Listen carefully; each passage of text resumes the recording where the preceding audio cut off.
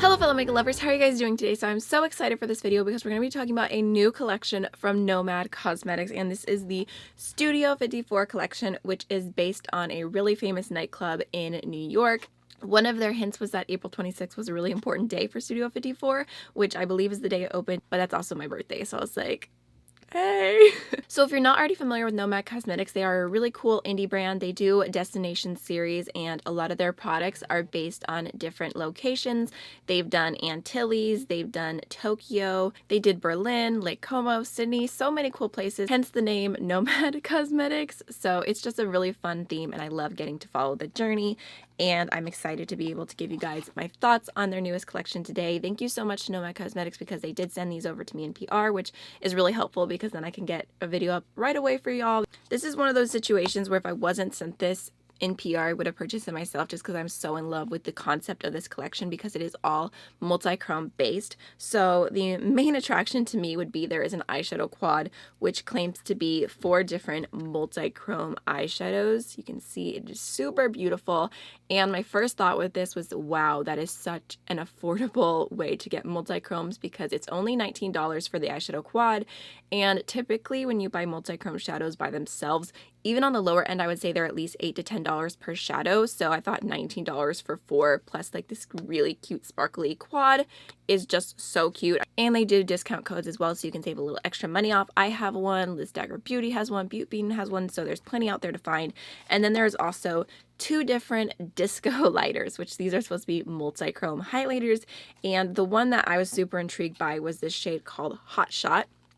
Again, this is $19, and it's just like a giant multi-chrome. It has a pink to blue shift, and this was the one that I figured would fit my skin tone best just from looking at it online. Again, the packaging is so cute and sparkly. And then the other shade is Disco Nights, which has a beautiful gold glitter to it, and this is a peachy shade with a gold shift to it. I figured this would be a really beautiful blush topper for my skin tone, but actually this is super versatile because when you pack it on, it can be very dark and pigmented, and I think this could be a beautiful highlighter for a deeper skin tone. But using a fluffy highlighting brush, I was able to really share it out and use it as a blush topper, but still the shift is not too dark to where it looks unnatural on my skin. So I'm actually super impressed by this, even more than I thought it was going to be. Like I said, these do retail for $19 each, but you also have the option to purchase them as a bundle and get all 3 products for $52 as well. So these are already available on the Nomad website. In today's video, I'm going to quickly give you my thoughts a little bit more in depth on each product. We can do some live swatches, and I'm also going to do some comparisons to the multi-chromes in their Harajuku palette because there are some slightly similar shades.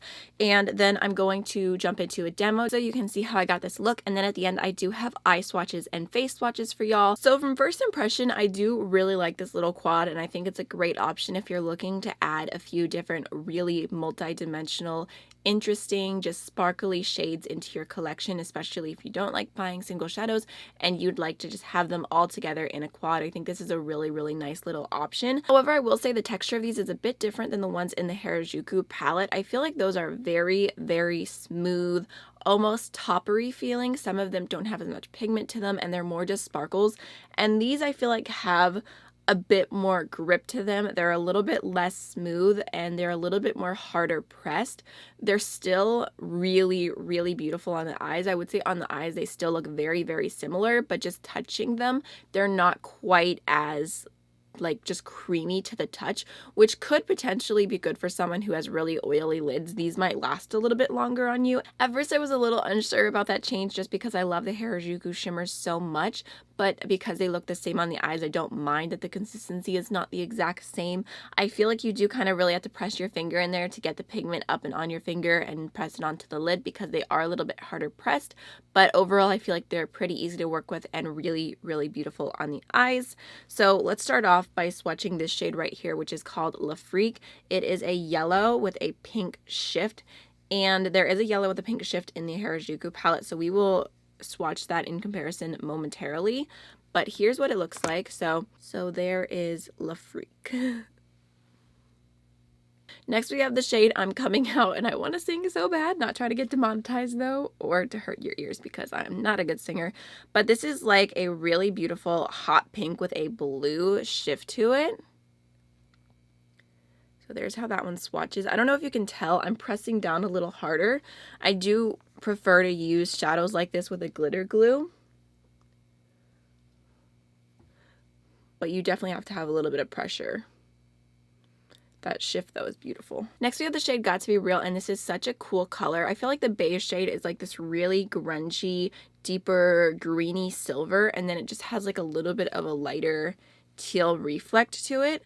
Again, this is what I get when I just barely pick any up, so I am, just to be transparent, like really grabbing it. See that? See, it like has like a gray base to it, and it's just so pretty.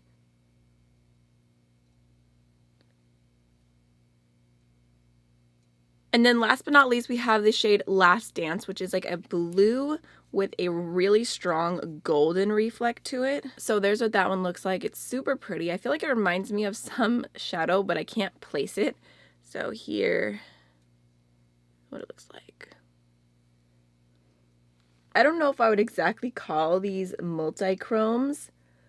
I feel like they do have dimension, they have sparkliness, they have like at least the duochrome aspect to them, but it's not something where I like move it around and I'm like, oh wow, that's a completely different shade. But then again, some of the glitter multichromes that I own from Cliona are kind of the same way, where they're more of a duochrome and they're like that really sparkly, interesting look. I feel like these kind of have the same appearance on the eyes, but they are completely different textures. Okay, so I went ahead and wiped off half the swatches so we can do some comparisons. I'm going to grab Zaku Zaku from the Harajuku palette, which I don't know if you can tell. They look pretty similar. They're both yellows with pink shifts. Zaku Zaku is just so much smoother, but here's what it looks like. Oh yeah, okay. So you can definitely see there's a bit of a difference there. I feel like Zaku Zaku is a little bit more of a bright yellow, and Le Freak is a little bit more of a like gold base, which almost makes the pink in here look a little bit more pastel and the pink in this pull a little bit peachy. So yeah, definitely a difference there. I mean, there's still a yellow to pink shift. It's like, how different can it really be? But they are not the exact same. And then I have two different things I want to compare to I'm Coming Out. So the first would be the shade Decora here, which looks like a purple with a blue shift to it, and it's kind of like a purpley pink hot base to it. So I feel like this one's a bit more intense. Again, a lot more smooth, but there's what that one looks like. You can see not quite the same. It almost looks like these have a little bit more texture to them than the original multichromes. Maybe that's why they feel so rough to the touch.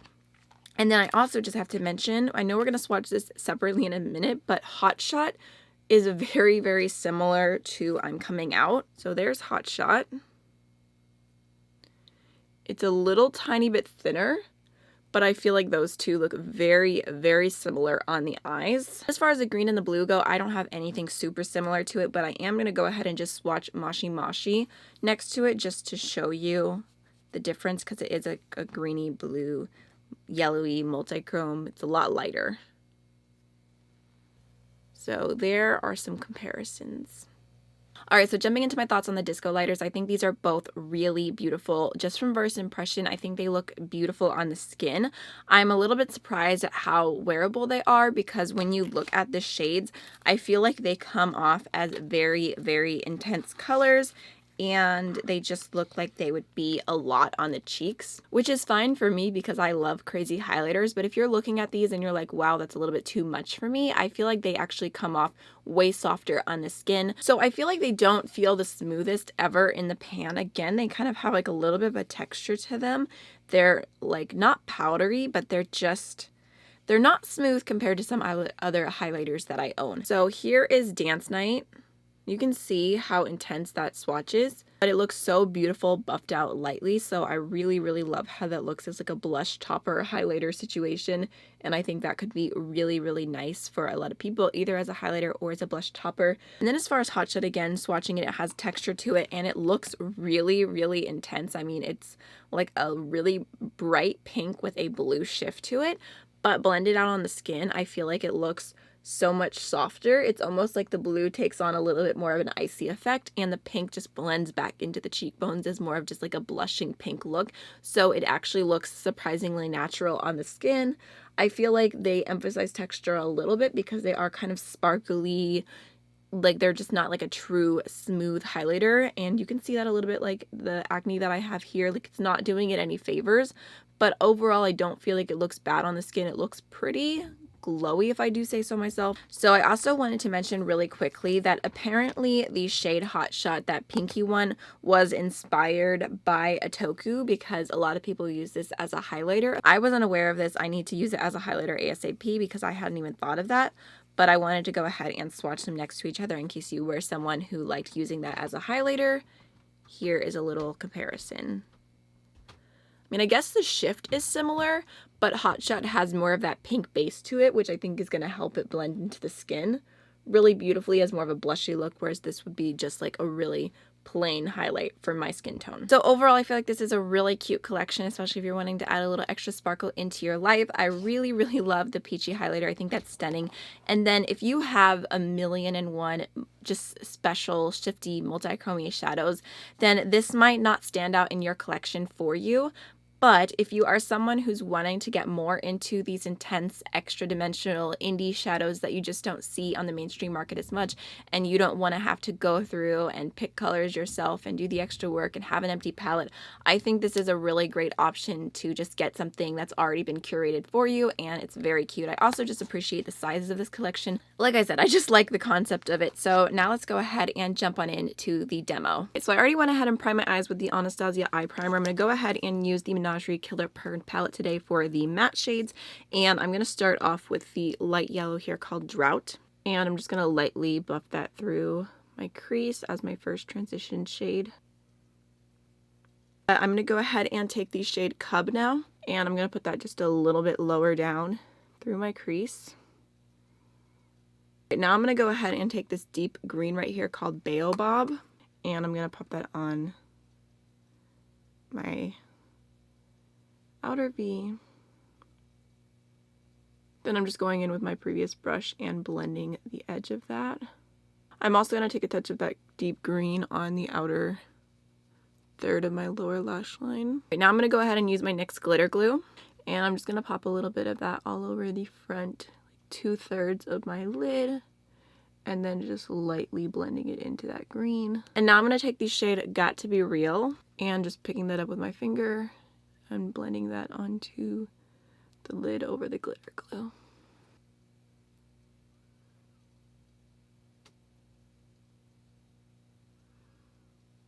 Alright, now I'm going to go ahead and take the shade Let's Dance, and I'm going to pop that on the lower lash line.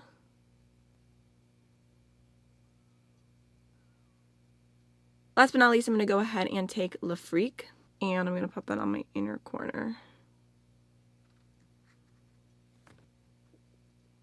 To finish off my eyes really quickly, I'm going to throw on my Pixie black liner in my waterline and tight line, my Thrive Cosmetics mascara, and I'll be right back. Alright, now I'm going to go into the Discolighter and kind of use this as an all-over blush.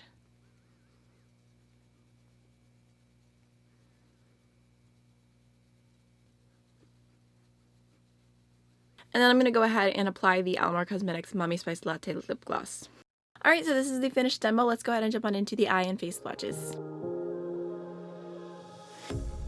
A pair of jeans, a shirt or two. We didn't pack as if we weren't going back. It doesn't matter if it's true. I've got a feeling love will give us what we lack. The world is waiting up. The world is waiting half a step beyond our door. Yeah.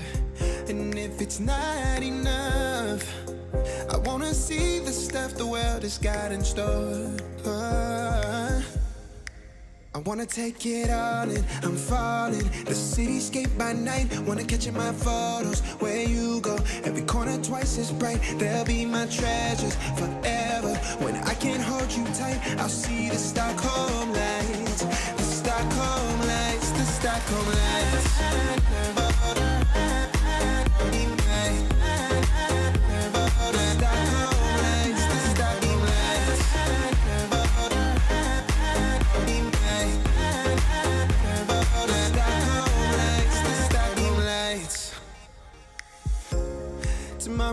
was a year away.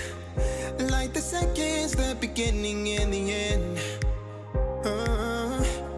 But if in time it's yesterday, your picture's gonna bring it home to me again. The world is waiting up. The world is waiting, half a step beyond our door. And if it's not enough, I wanna see the stuff the world has got in store. I wanna take it all in, I'm falling. The cityscape by night, wanna catch in my photos. Where you go, every corner twice as bright. They'll be my treasures forever. When I can't hold you tight, I'll see the Stockholm lights. The Stockholm lights, the Stockholm lights.